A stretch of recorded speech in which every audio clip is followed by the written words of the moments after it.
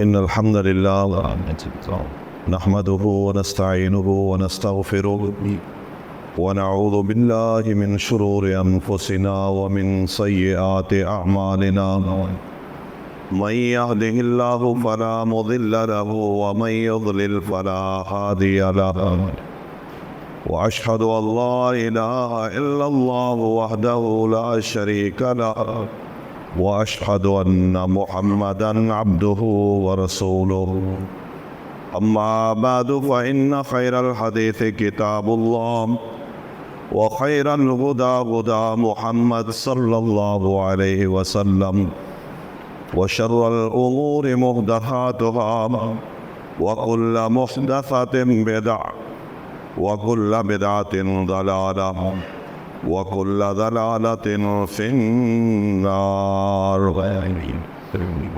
أما بعد فأعوذ بالله السميع العليم من الشيطان الرجيم من همزه ونفخه ونفثه. إنما يريد الله ليذهب عنكم الرجس أهل البيت ويطهركم تطهيرا. وقال تعالى الذين إذا أصابتهم مصيبة قالوا إنا لله وإنا إليه راجعون. حرمت والے مہینوں میں سے ایک مہینہ محرم الحرام ہے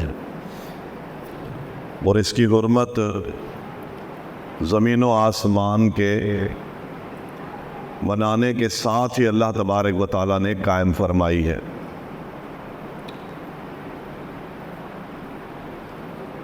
اس کی تعظیم اور ان کی تکریم ہر مسلمان پر فرض ہے اور واجب ہے. جو لوگ اللہ تعالیٰ کی نشانیوں کی تعظیم کرتے ہیں فَإِنَّهَا مِن تَقْوَى الْقُلُوبِ، یہ اس بات کی دلیل ہے کہ ان کے دلوں میں اللہ تعالیٰ کا ڈر ہے. دلوں کے تقوی میں سے یہ بات ہے وَمَن يُعَظِّمْ شَعَائِرَ اللَّهِ، جو اللہ تعالیٰ کی نشانیوں کی تعظیم کرتا ہے تو یہ اس بات کی دلیل ہے کہ اس کے دل میں اللہ تعالیٰ کا ڈر ہے، اللہ تعالیٰ کا خوف ہے اور اس کا سینہ تقوی سے لبریز ہے. اور یہ بات کتاب و سنت کے بے شمار دلائل سے ثابت ہے کہ نبی صلی اللہ علیہ وسلم نے جب اللہ تعالیٰ کا دین پہنچایا اور جنہوں نے آپ کی بات کو تسلیم کیا انہوں نے ظاہر و باطن اور انشراح صدر کے ساتھ اللہ کے دین کو قبول ہوئی.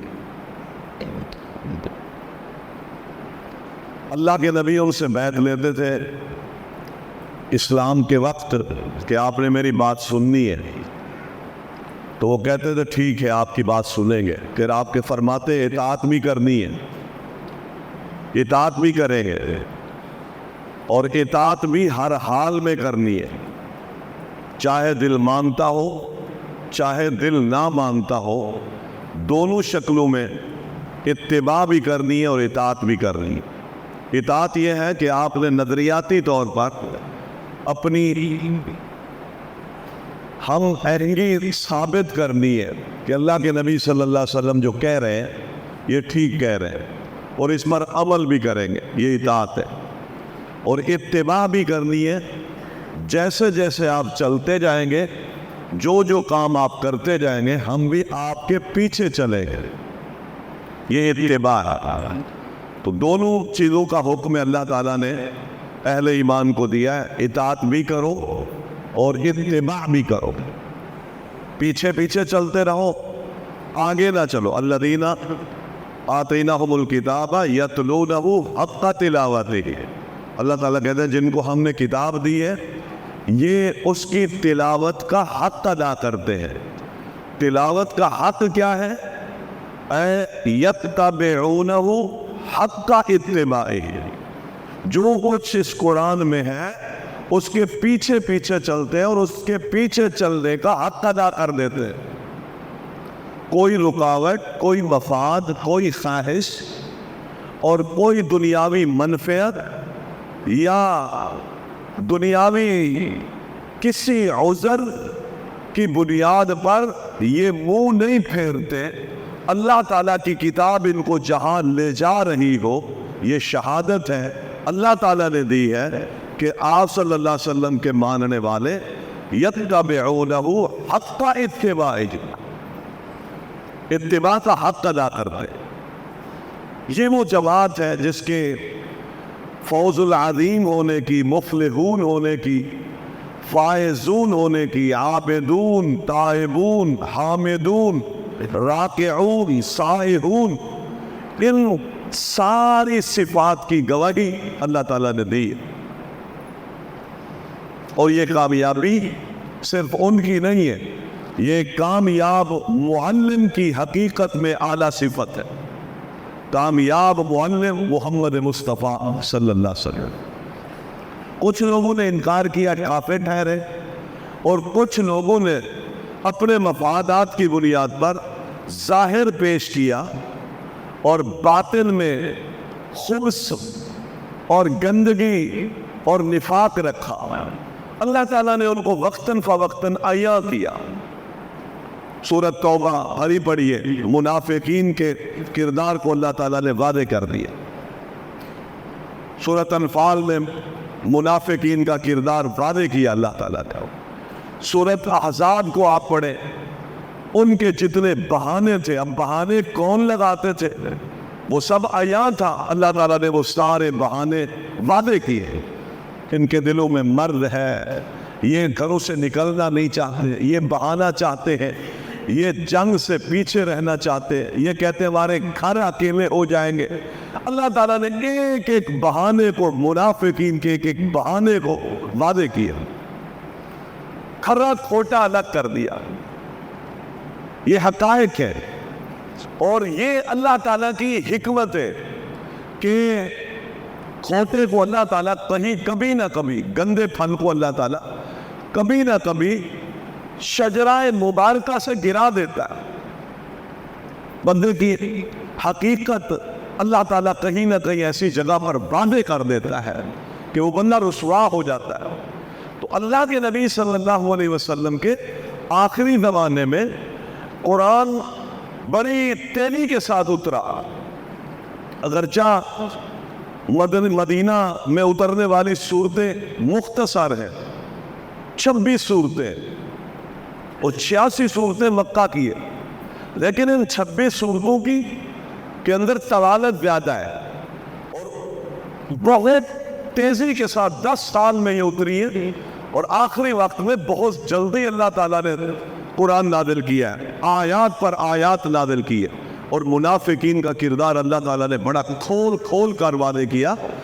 ہر شخص سہما ہوتا تھا کہ کسی کوتاہی کی بنیاد پر ہمارے متعلق قرآن نازل نہ ہو جائے اور ہمارا کوئی عمل منافقین کے ساتھ مشابہ نہ ہو جائے اور ہم اس میں شامل نہ ہو جائے. ہر بندہ بہت ہی چکنا تھا. تو اللہ تعالیٰ نے واضح کیا. کوئی بھی یہ شخص نہیں کہہ سکتا کہ جی اللہ تبارک و تعالیٰ نے ان کو ان کا ساتھی تو بنایا تھا لیکن اندر نفاق تھا، ایمان کو زہر نہیں کیا تھا انہوں نے، اندر نفاق تھا، ظاہری طور پر رسول اللہ صلی اللہ علیہ وسلم کے خیر خواہ نہیں تھے. یہ سارے پروپیگنڈے کیے گئے محمد مصطفیٰ صلی اللہ علیہ وسلم کی جماعت کے حوالے سے. اللہ تعالیٰ نے اپنی حکمتوں سے. پھر سیدنا حذیفہ فرماتے کہ نبی صلی اللہ علیہ وسلم نے مجھے منافقین کی باقاعدہ لسٹ تیار کر کے دی، لسٹ بنائی. اور صحابہ کا خوف یہ ہے، آخری لمحات سیدنا عمر رضی اللہ تعالیٰ عنہ کو مسلح پر ابو لؤلؤ نے خنجر مارا اور جو کچھ پیتے وہ انتڑیوں سے، ان پسلیوں کے رستے سے نکل رہا ہے. اس حالت میں سیدنا حذیفہ کو بلایا اور فرمایا میں تمہیں اللہ کا واسطہ دے کر پوچھتا ہوں کہ جس لسٹ کو اللہ کے نبی نے فائنل کیا تھا کہ یہ منافقین کے نام ہے، مجھے اتنا بتا دے میرا نام تو اس میں نہیں ہے. خوف دیکھیں. اب جس کو یہ خوف ہے وہ اندر منافقت رکھتے ہیں. فرمایا میں وہ نام تو نہیں بتا سکتا چونکہ اللہ کے نبی کے راز ہے، لیکن صرف تمہیں اتنا بتا سکتا ہوں کہ آپ کا نام اس میں شامل نہیں. اس کے باوجود بھی آپ کے بیٹے کہتے ہیں کہ میں جب سیدنا عمر رضی اللہ تعالیٰ عنہ کا جنازہ تیار تھا اس وقت میں دیکھتا رہا کہ حذیفہ جنازے پہ آتے ہیں یا نہیں آتے، اور میں نے دیکھا حذیفہ جنازے میں شامل تھے، ورنہ حذیفہ منافقین کی جو لسٹ تھی اس کا جنازہ نہیں پڑھتے تھے. اور سیدنا عمر بھی اپنی زندگی میں کہتے ہیں میں دیکھتا تھا جس جنازے میں حذیفہ جاتے تھے میں اس میں جاتا تھا کیونکہ میں مومن ہوتا. تو کہنے کا مقصد یہ ہے کہ یہ وہ لوگ ہیں جنہوں نے اطاعت میں حد کر دی، ایک ایک بات میں حد کر دی.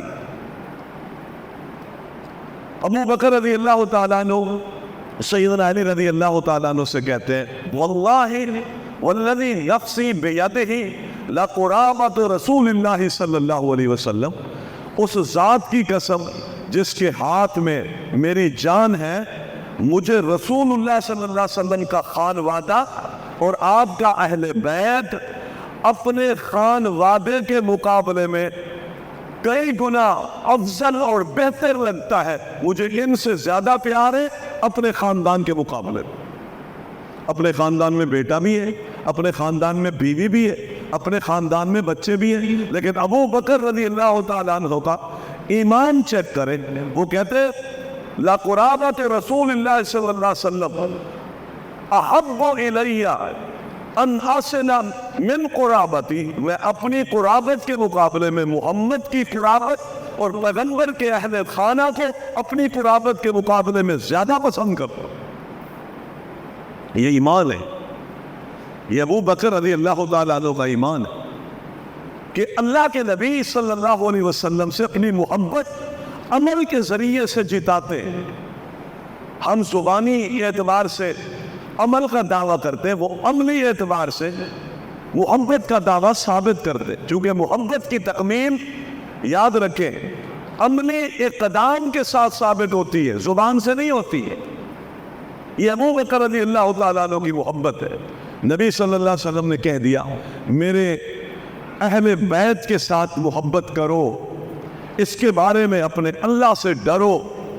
ابو ہریرہ رضی اللہ تعالیٰ نے ایک دفعہ دیکھا جس ابو ہریرہ پر تنقید ہوتی ہے، نعوذ باللہ ان کے باپ پر بھی تنقید ہوتی ہے کہ ان کا تو باپ کا بھی پتہ نہیں ہے. یہ ہماری محفلوں میں ہوتی، مسلمان کلمہ پڑھنے والے.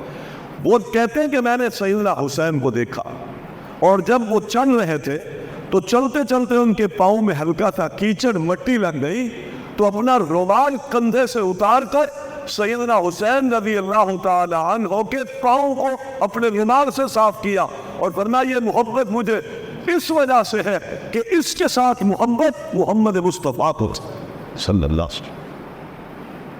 یہ وجوہات ہے، یہ ان کی آپس کی محبت ہے، یہ ان کا پیار ہے. اور اس محبت کا معیار کیا ہے؟ وہ محمد مصطفیٰ کی محبت ہے. چونکہ آپ نے کہہ دیا، آپ نے فرما دیا، جو کام آپ کر دیتے ہیں صحابہ اس کام کو اپنے لیے ایمان سمجھتے ہیں. سیدنا علی رضی اللہ تعالیٰ عنہ سواری لائی گئی اور آپ سواری پہ سوار ہونے لگے، بسم اللہ پڑھی. پھر جب اوپر چڑھ کے بیٹھنے لگے تو الحمدللہ پڑھی. بالکل سیدھے ہو گئے تو دعا پڑھی سبحان الذی سخر لنا ھذا وما كنا له مقرنین وانا الى ربنا لمنقلبون. سبحانك اللهم ربنا وبحمدك اللهم اغفر لي اللهم انی ظلمت نفسی فاغفر لی فانه لا یغفر الذنوب الا انت. ثم ضحک. سواری پر سوار ہوئے اور یہ دعائیں پڑھی اور پھر ہنس پڑا.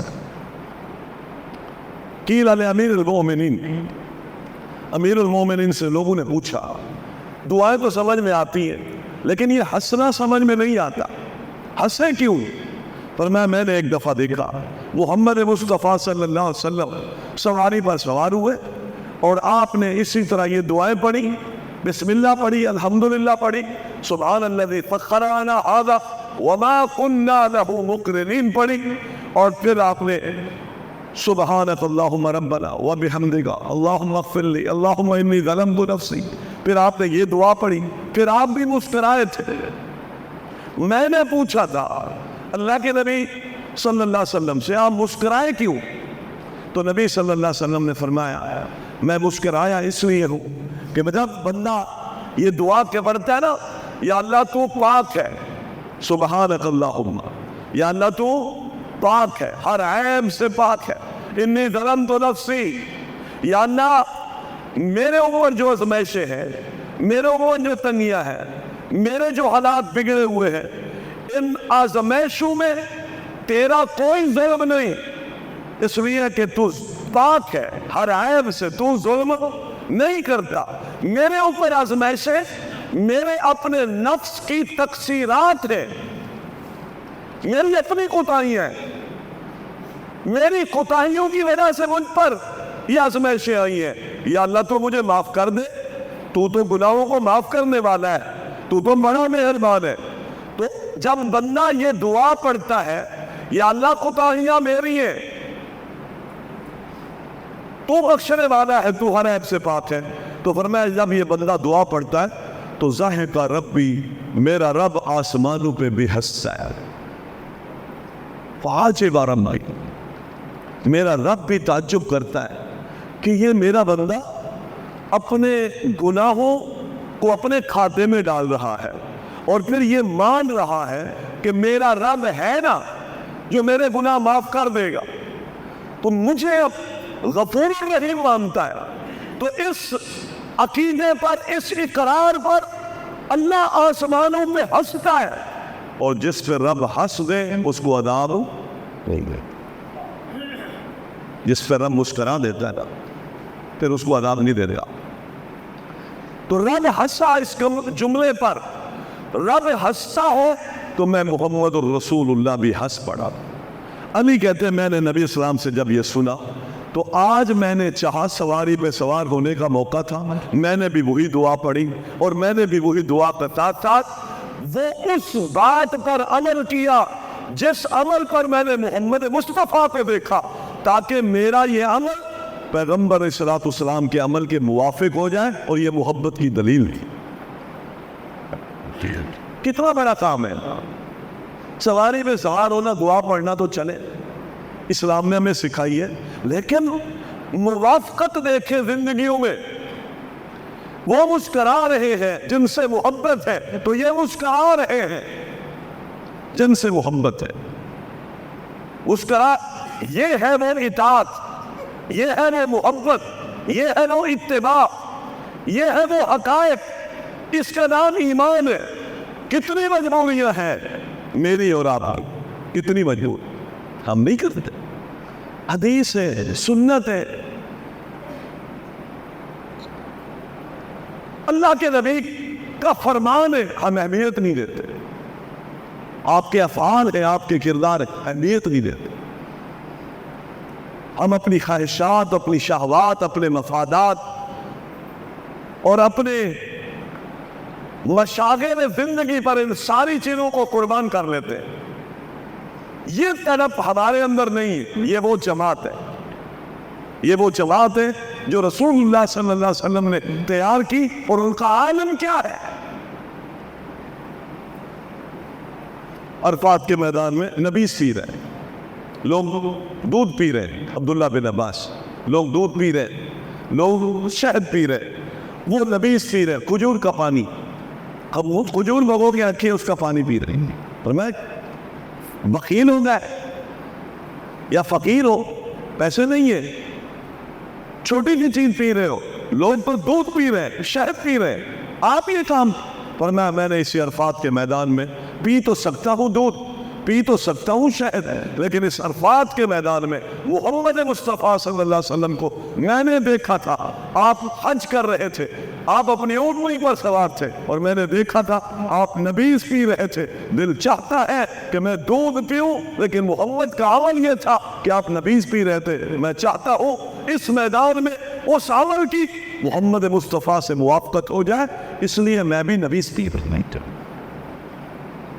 موافقتیں دیکھیں، یہ محبت ہے۔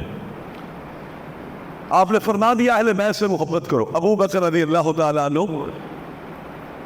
حدیث میں آتا ہے حسین کو اٹھاتے ہیں، حسن کو اٹھاتے ہیں، اپنے پاس بٹھاتے ہو، اس کو چومتے اور فرماتے یہ تو محمد مصطفیٰ کی شکل ہے، علی کی شکل نہیں ہے۔ اور علی رضی اللہ تعالیٰ عنہ سامنے بیٹھے اور اس بات پر مسکرا رہے ہیں، کیا رہے ہیں؟ یہ تو محمد مصطفیٰ کی شکل۔ اہل بیت سے ان کی آپس میں محبت ہے، ان کا پیار۔ سیدنا ابو بکر کے بعد سیدنا عمر رضی اللہ تعالیٰ عنہ کی آپ اللہ کے نبی صلی اللہ علیہ وسلم کی حدیث ہے کہ قیامت کے دن کوئی سببی تعلق اور کوئی سسرالی تعلق قائم نہیں رہے گا کسی کا، ختم ہو جائیں گے سب رشتے، سسرالی رشتے بھی ختم ہو جائیں گے اور پشت کے رشتے بھی وہاں ختم ہو جائیں گے،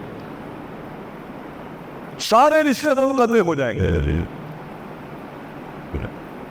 کل نسب و سحر منقطع، سارے رشتے ختم ہو جائیں گے، صرف ایک رشتہ ہے وہ قائم رہے گا، وہ ہے محمد مصطفیٰ صلی اللہ علیہ وسلم کا۔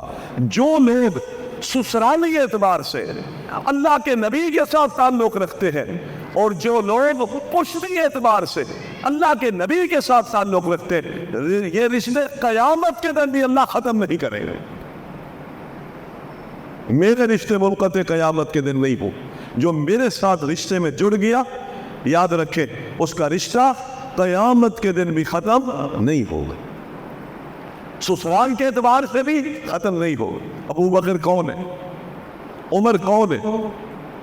یہ سسرال کے رشتے ہیں، یہ بھی منقطع نہیں ہو۔ عائشہ کون ہے؟ حفصہ کون ہے؟ ان کے رشتے ختم نہیں ہوں گے۔ یہ مائیں ہیں، قرآن نے کہا مومنوں کی مائیں، یہ رشتے کبھی ختم نہیں ہوں گے۔ عائشہ کا تعلق کبھی ختم نہیں ہو سکتا۔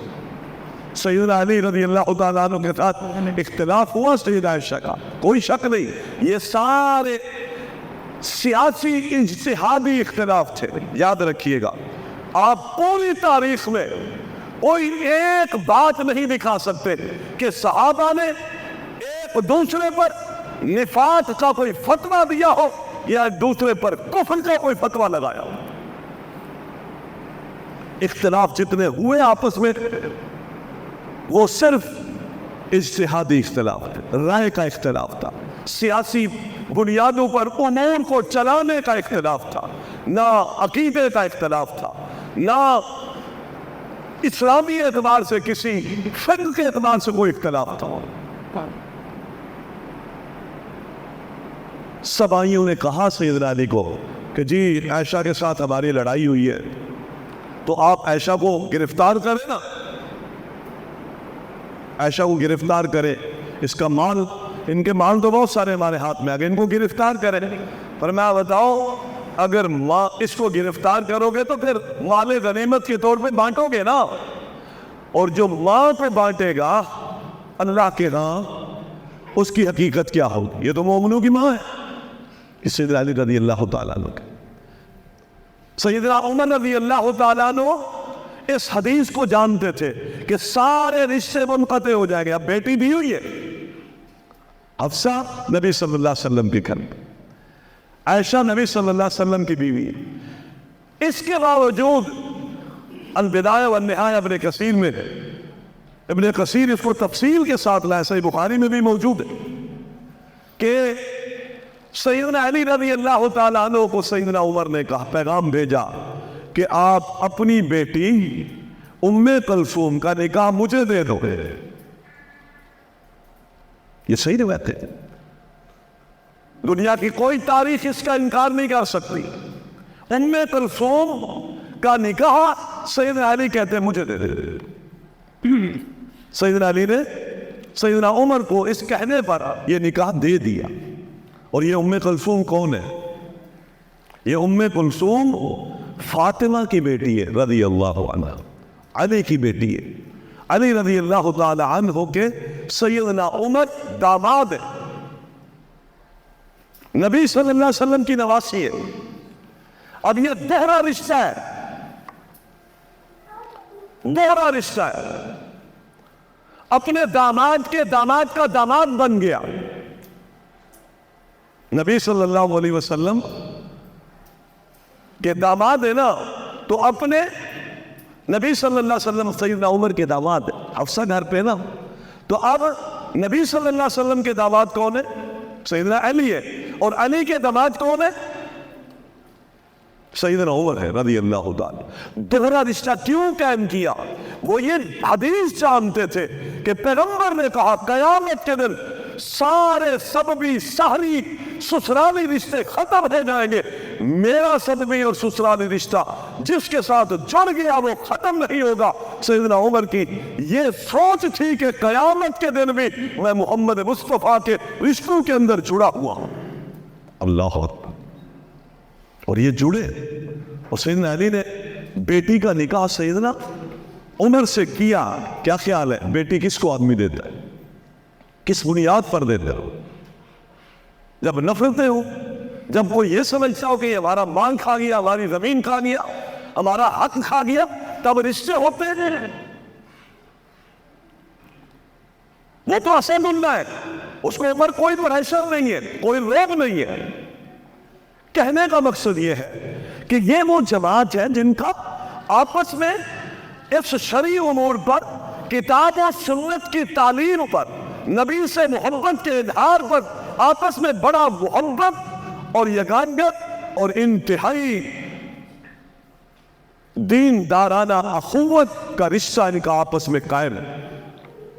ہمارے ذہنوں میں یہ خیال ڈالے گئے کہ انہوں نے ان کا مال لے لیا، انہوں نے اس کا گھر گرا دیا، انہوں نے ان کو دھکا دیا، اس کا جی حمل گر گیا. یہ ساری کہاوتیں مجہول، موضوع، من گھڑت اور بے تکی، بے سند حدیثوں سے، واقعات سے نقل کر کے امت مسلمہ میں ان کے خلاف انتشار پیدا کرنے کی کوشش کی گئی ہے، اور کچھ بھی نہیں. اخوت اسلامی کے رشتے میں جڑے ہوئے یہ مقدس نفوس، سیدنا عمر رضی اللہ تعالیٰ عنہ کا زمانہ ہے. انہوں نے جب بدایت لگائے، بدری صحابہ کے وظیفے کتنے لگائے؟ 10 ہزار درہم، 12 ہزار درہم، جو لوگ بدر میں شامل ہوئے تھے. اور بدر میں عبداللہ کے والد عباس جو نبی صلی اللہ علیہ وسلم کے چچا ہیں، وہ تو داخل ہی نہیں ہوئے، وہ تو بدر میں پکڑے گئے، وہ تو ادھر سے آئے تھے. لیکن سیدنا عمر رضی اللہ تعالیٰ عنہ نے عباس کا وظیفہ بھی بدری صحابہ کے وظیفے کے برابر رکھا. کیوں؟ کبھی سوچا؟ وہ محبت تھی اہل بیت سے. کیا کون تھے یہ؟ نبی صلی اللہ علیہ وسلم کا چچا ہے، اور آپ صلی اللہ علیہ وسلم کی حدیث سن رکھی تھی کہ چچا باپ کے قائم مقام ہے. صرف وہ ابھی چچا باپ کی جن سے، چچا نہیں ہوتا. ہمارے ہاں چچے ہیں نا جن کا پتہ ہی نہیں ہے چچا تا ہے، جس کی اہانت بے عزتی کرنے میں ہم سیکنڈ بھی نہیں لگاتے. یہ سوچو، باپ کے ساتھ نیکی کا عالم. ہماری شریعت یہ بتائے کہ جن لوگوں سے آپ کے ابا کی دوستی تھی، اگر ابا فوت ہو جائے اور اپنے باپ سے اب خیر خواہی کرنا چاہتے ہو تو اس ابا کے دوست کے ساتھ خیر خواہی کرو. ایسے سمجھو باپ کے ساتھ احسان کر رہے ہو. اور یہ تو محمد مصطفیٰ صلی اللہ علیہ وسلم کا سگا چچا ہے. اس کا وظیفہ بدر میں نہیں گئے. بدر والوں کی جو فضیلت ہے وہ بعد میں آنے والے کسی کی بھی نہیں ہے، یہ بھی یاد رکھیں. لیکن بدر والوں کا جو وظیفہ ہے وہ وظیفہ برابر میں وہی ہے جو کس کا ہے؟ عباس رضی اللہ تعالی. برابر وظیفہ. اسامہ کا وظیفہ 5,000 ہے یا 4,000 ہے، تو اپنے بیٹے کا وظیفہ 3,000 ہے. یہ کون کر رہے ہیں؟ سیدنا عمر کا فیصلہ. لوگوں نے پوچھا اسامہ کل کا لڑکا ہے، اور آپ نے اپنے بیٹے کا وظیفہ 4,000 3,000 اور اس کا 4 یا 5,000 رکھا ہے، اس کی وجہ کیا ہے؟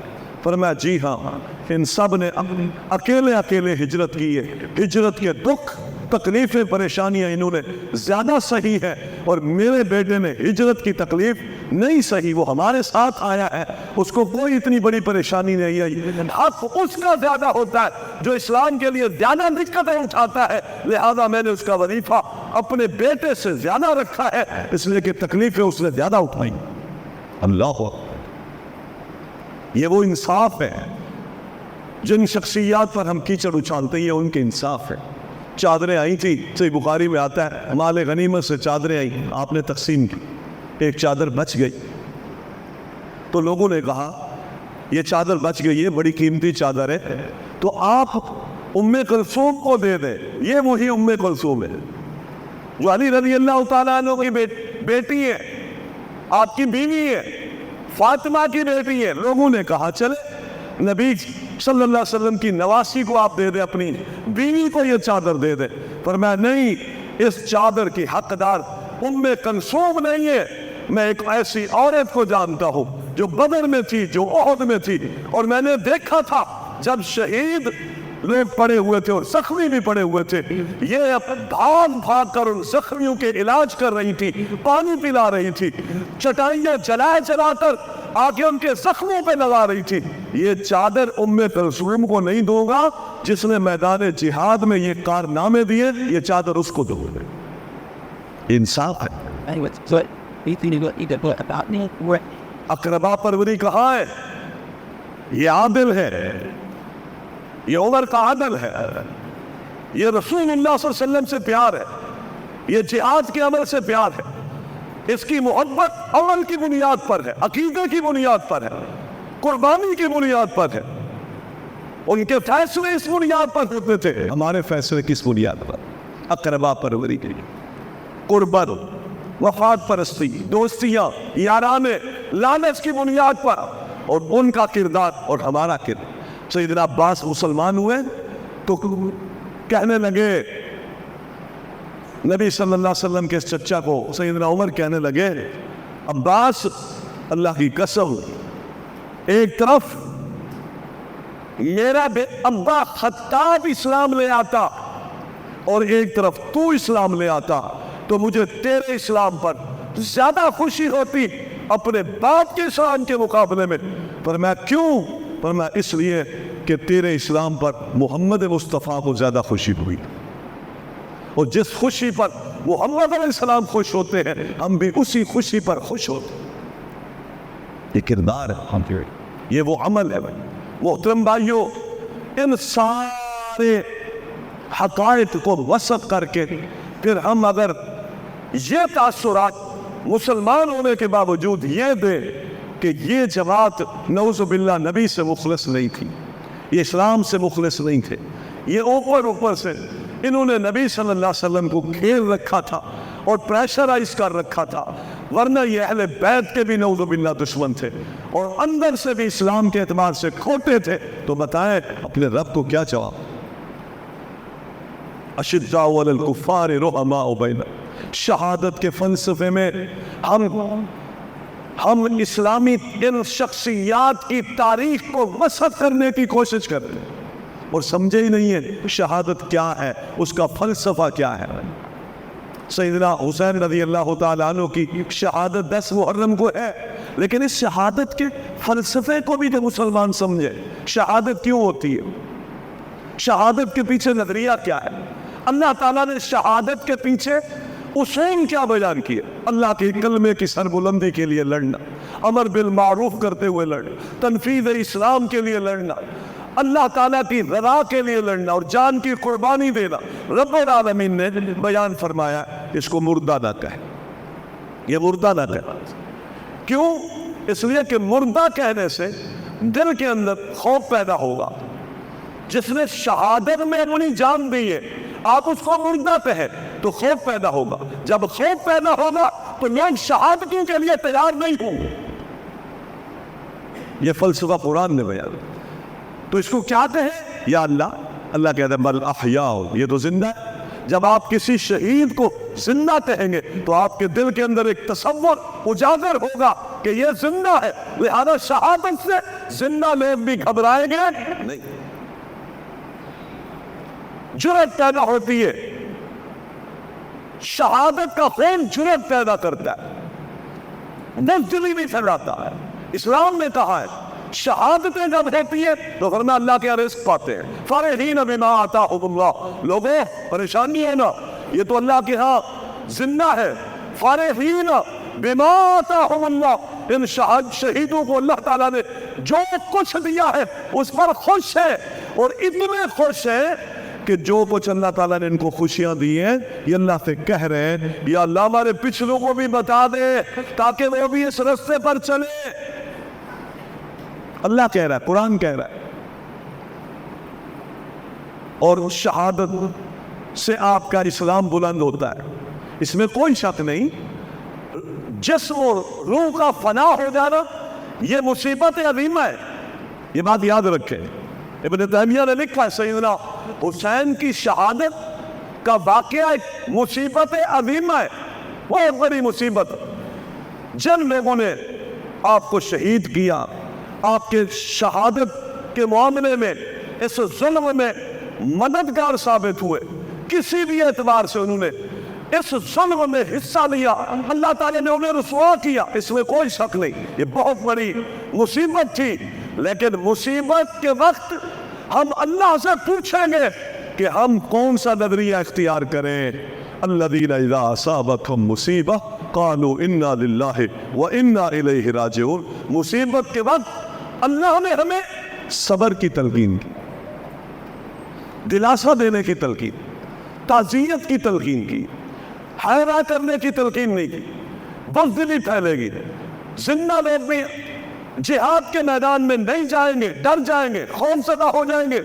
جب شہادت پر آپ غور نہ کریں گے، مصیبت اور نوحے کے الفاظ پڑھیں گے تو یاد رکھیں زندہ لوگ کبھی بھی اس عمل کی طرف راغب نہیں ہوں گے۔ جب جہاد رکے گا تو یاد رکھیں جہاد کا رک جانا جانے جانے کی مصیبت سے بھی بڑی مصیبت۔ جہاد کو روکنا چاہتے ہو تو پھر ہے وہ کرو مصیبتوں پر، شہادتوں پر رو۔ اگر اللہ کے کلمے کو بلند رکھنا چاہتے ہو تو پھر شہادت کے سامنے رب کہتے ہیں نہیں، بالکل نہیں، صبر کر۔ الذین اذا اصابتهم مصیبہ قالوا انا للہ وانا الیہ راجعون اولئک علیہم صلوات من ربہم ورحمہ، ان صبر کرنے والوں اذا مسہ الشر جزوعا واذا مسہ الخیر منوعا، انسان کی عام فطرت قرآن نے بیان کی ہے، جب بھلائیاں ملتی ہیں تو بھلائیوں کو سمیٹ کے بیٹھ جاتا ہے، تقسیم نہیں کرتا۔ یہ بھی کوئی بھلا انسان نہیں ہے۔ بھلا آدمی اپنی بھلائیوں کو تقسیم کرتا ہے، بانٹتا ہے، اچھائیاں بانٹتا ہے، زبان سے بانٹتا ہے، ہاتھ سے بانٹتا ہے، مال بانٹتا ہے، خیریں بانٹتا ہے بھلا آدمی۔ برا آدمی خیریں جتنی ملتی رہیں گی وہ اس کو سمیٹے گا، بانٹے گا نہیں، لوگوں کو شریک نہیں کرے گا۔ قرآن نہیں ہے، سورۃ معارج۔ وَإِذَا مَسَّهُ الشَّرُّ جَزُوعًا، اور مصیبت پہنچ جائے تو پھر جلا ولا کرتا ہے، ہائے وائے کرتا ہے، شور مچاتا ہے۔ إِلَّا الْمُصَلِّينَ، اللہ کہتا ہے نمازی لوگ ایسا نہیں کرتے، نمازی ایسا نہیں کر سکتے۔ اللہ تعالیٰ اس کو یہ بد خصلتیں اللہ تعالیٰ اس کی ختم کر دیتا ہے، کس کی وجہ سے؟ نماز کی وجہ سے۔ بھلائیاں آدمی میں بانٹتا ہے اور شر آتا ہے تو جلا فضا ہائے وائے نہیں کرتا، بالکل نہیں کرتا۔ گھبرا جائے، ہائے وائے کرے، زمانہ جاہلیت کے الفاظ نکالے، نوحہ کرے۔ اس لیے نبی صلی اللہ علیہ وسلم نے فرمایا من شق الجیوب ونتب الخدود ودعا بدعوى الجاہلیہ فلیس منا، جو شخص گریبان پھاڑتا ہے، منہ پہ تماچے مارتا ہے، زمانہ جاہلیت کی ہائے وائے کرتا ہے، نوحہ کرتا ہے، فرمایا اس شخص کا ہمارے ساتھ کوئی تعلق نہیں، حتیٰ کہ فرمایا وہ نوحہ کرنے والی عورت جو نوحہ کرتی ہے اور اس حالت میں مر جاتی ہے، اذا لم تتب اور اس سے اس نے توبہ نہیں کی، کبیرہ گناہ ہے، ورنہ اس سے توبہ نہیں کی، مر گئی، اللہ تعالیٰ قیامت کے دن وَعَلَيْهَا سِرْبَانٌ، اللہ اس کو ایک لباس پہنائے گا۔ سربان عربی میں اس کرتے سے کہتے جو گردن سے شروع ہو اور پاؤں تک چلا جائے، پورا ڈھانپ لے۔ اللہ اس نوحہ کرنے والی کو جو توبہ کے بغیر مری، حیوہ کرنے والی کو توبہ کے بغیر مر گئی، اللہ اس کو ایک جہنم کی لمبی کرتی پہنائے گا جس کے اندر سلفر ہوگا، گندھک ہوگی، گندھک کو آگ لگتی ہے اور وہ کرتا بھی آگ کا ہوگا، یہ سزا دے گا اللہ تبارک۔ تو ہمارا اسلام تو بڑا واضح ہے، خوشیاں آئے تو کیا کرنا ہے، غم آئے، پریشانیاں آئے تو کیا کرنا ہے، وَلَنَبْلُوَنَّكُمْ، یہ آئیں گی، بِشَيْءٍ مِّنَ الْخَوْفِ وَالْجُوعِ وَنَقْصٍ مِّنَ الْأَمْوَالِ وَالْأَنفُسِ وَالثَّمَرَاتِ وَبَشِّرِ الصَّابِرِينَ۔ مال میں کمی، اولاد میں کمی، خوف کے ساتھ آزمانا، بھوک کے ساتھ آزمانا، تنگیوں کے ساتھ آزمانا، افراد کی کمی کے ساتھ آزمانا، اولادوں کا لے لینا، بھائی کا لے لینا، ماں کا لے لینا، باپ کا لے لینا، اللہ کے راستے میں فیملی، خاندان کا شہادت کے راستے میں کٹ جانا، یہ ساری آزمائشیں ہم کریں گے، لاگو کریں گے۔ وَبَشِّرِ الصَّابِرِينَ، بشارت کس کو ہے؟ صرف ہمارا اسلام تو یہ سکھا، ہمارا اسلام تو زندوں کی غیبتوں کی اجازت نہیں دیتا، اور فوت ہو جانے والوں کے خلاف پروپیگنڈا کرنا اور ان کے محاسن بیان کرنے کی بجائے ان کی اوپر آنے والے خام خواہ کی تہمت تراشیاں ان کو لاگو کرنا، اور پھر اس کے مقابلے میں شہادت پر حیوائے کرنا، جدا فرما کرنا، یہ ہمارے اسلام کا مزاج نہیں ہے۔ ہمارے اسلام کا مزاج صبر ہے، ہمارے اسلام کا مزاج اللہ تعالیٰ کی طرف رجوع ہے۔ نمازیں ان سارے امور کی اصلاح کرتی ہے۔ آج احکامات اسلام سے اور ارکان اسلام سے معذرت کے ساتھ محترم بھائیوں، آج کلمہ پڑھنے والے ان بنیادی ارکان اسلام سے تو غافل ہیں، اور اپنے اپنے دن ہم نے قائم کر رکھے ہیں عبادت کے لیے، اور اس خاص دنوں میں کچھ عبادت کرنے کے بعد ہم یہ سمجھتے ہیں کہ جہنم کی آگ سے ہماری گردنیں آزاد ہیں۔ یہ وہ اسباب نہیں ہے، اسباب وہ ہیں جو اللہ تعالیٰ نے بیان کیے ہیں۔ اسلام کو سمجھیے، عقائد کو سمجھیے۔ اللہ تعالیٰ سے دعا ہے رب العالمین دین حق کو سمجھنے اور اس کے مطابق عمل پیرا ہونے کی توفیق عطا فرمائے۔ اقول قولی ھذا۔